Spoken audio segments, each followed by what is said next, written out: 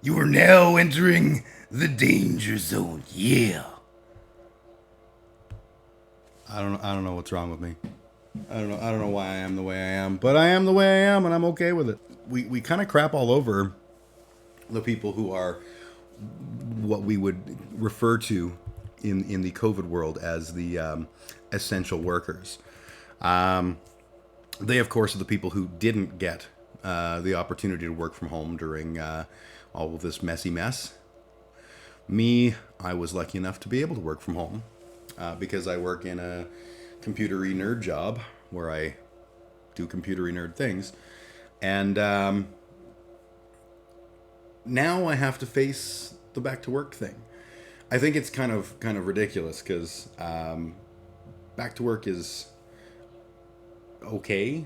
I have nothing against going back to work. I'm not really stoked on it. I don't miss being packed in an office with a bunch of people who are all sneezing and not washing their hands when they pee. That's a thing. What do we got? I see a chat message, but I can't read it on my little tiny screen. The fact that teachers were shunned as essential workers was ridiculous. Oh, fuck yes. Teachers are treated like I'm sorry, but teachers are treated like the fucking worst in this world. I don't know why, because we essentially look at them and go like, you're basically babysitters. Why do you deserve to get more money? When in fact, their job is to make kids smart so that when they get out into the really real world, they're prepared and worthwhile and stuff. That's a good thing. Those are good, important jobs. And acting like they're, we're doing them a favor by like, oh, we'll give you an almost cost of living increase. That's just being a dick. That's just dickish. We have to treat teachers better. I'm not even a teacher, and I'm saying this. My ex was a teacher, and she was deep in the way shit was run. So I got an insider view. It's disgusting what really goes down behind the scenes. Definitely. My parents were teachers in the system here in Calgary, and they were also deep in the weeds. My parents were both part of the collective bargaining group. They were active in the teachers union. Possibly some of the reason I'm such a lefty hippie is because, with my long flowing hippie hair, is because I grew up in an environment where I understood that, organized labor existed for a reason. And I wasn't necessarily smart about it. I remember Safeway had a strike, which is, for those that are watching from the vast land of not Canada, Safeway is a grocery store. And those people made pretty decent money already. But they get screwed over in a lot of ways. Their the policy was not to give you full-time hours, but to like you'd have like 2 full-time staff at a store and then a million part-time staff. So you're getting a sweet wage, but you're getting a sweet wage for like 16 hours a week. It was a thing. And when the strike happened, I was like 18 or 19, I think, somewhere in that area. I think it was 19. And I was pissy about it. Thanks for the shout out to teachers. You're welcome, Miguel. Miguel is a teacher and one of my favorite humans, so good to see you, buddy. I remember my parents were like, in full union mode, like, support the Safeway workers. They're striking. This is a important thing. And sorry, I have a pinched nerve, and I'm stretching my arm out as much as I can because it's making little knots, and it's not awesome.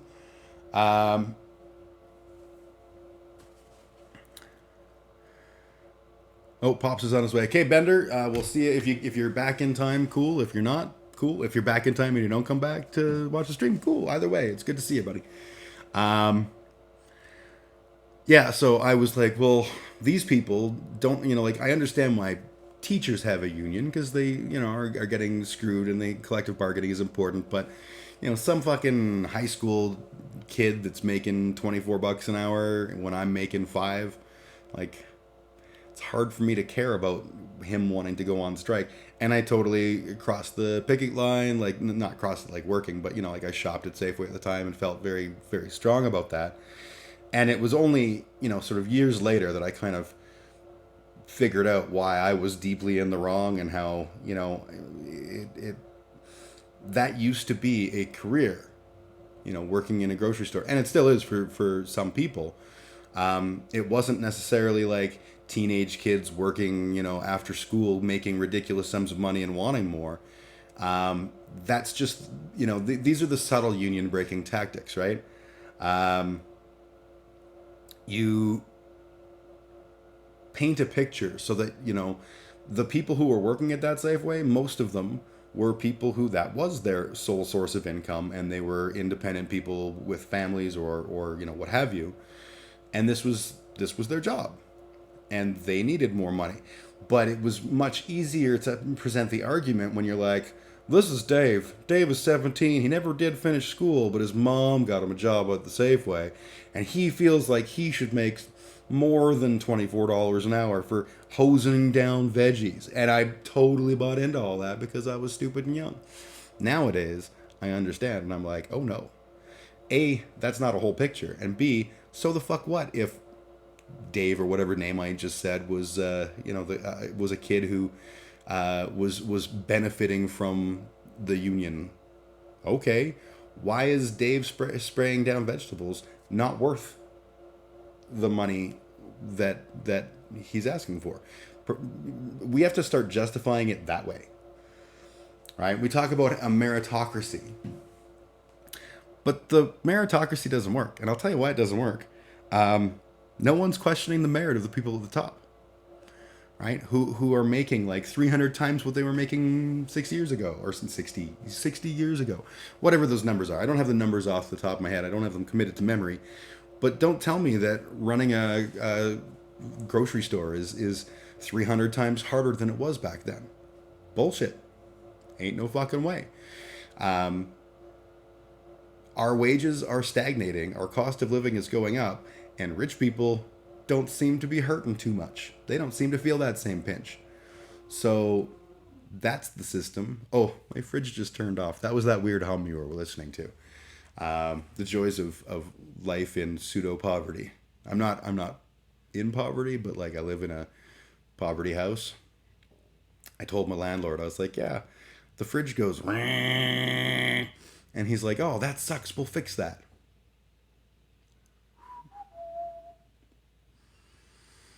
It's really fun when you have to do like work from home calls.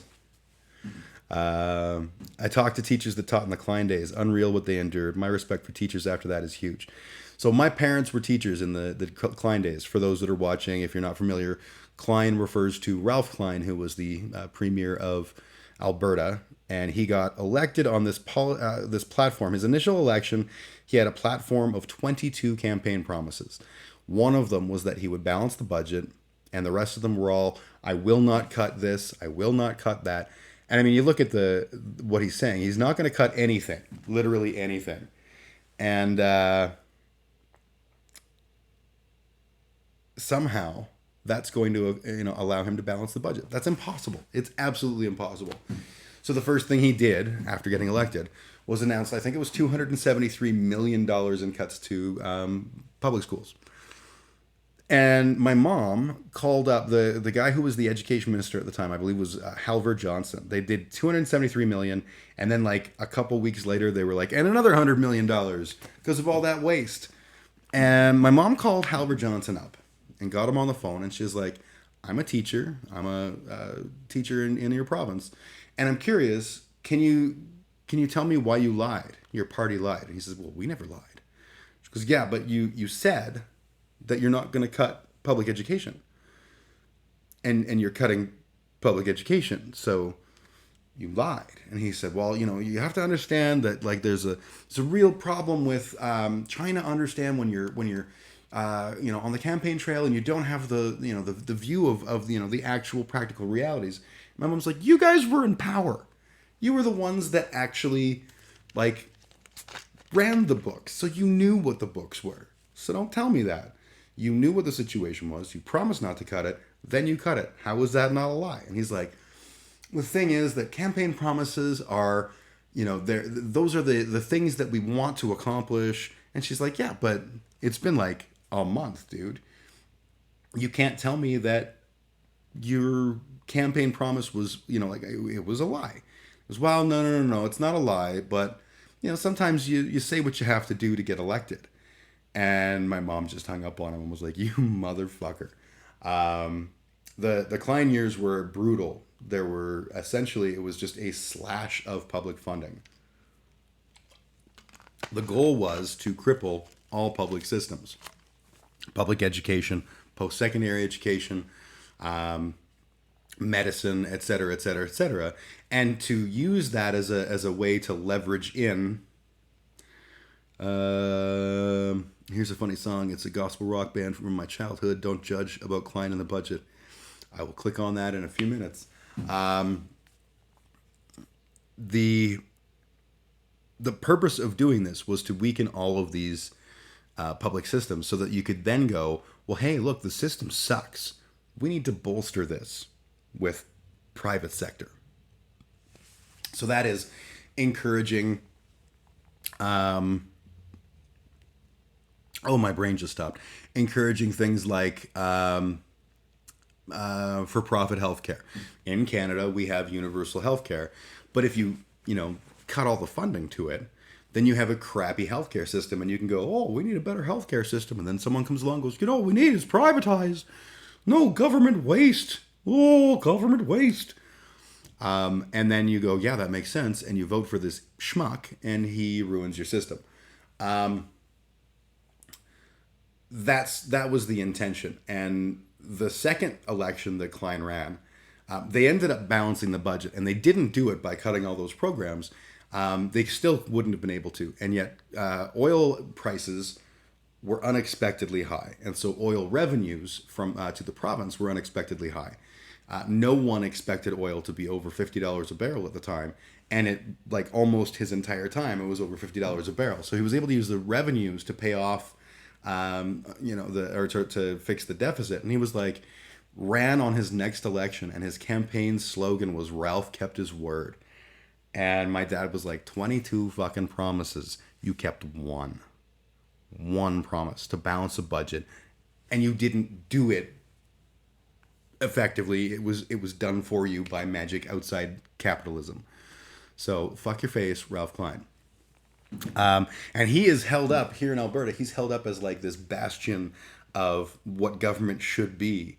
So apparently conservatives think that government should be cruel,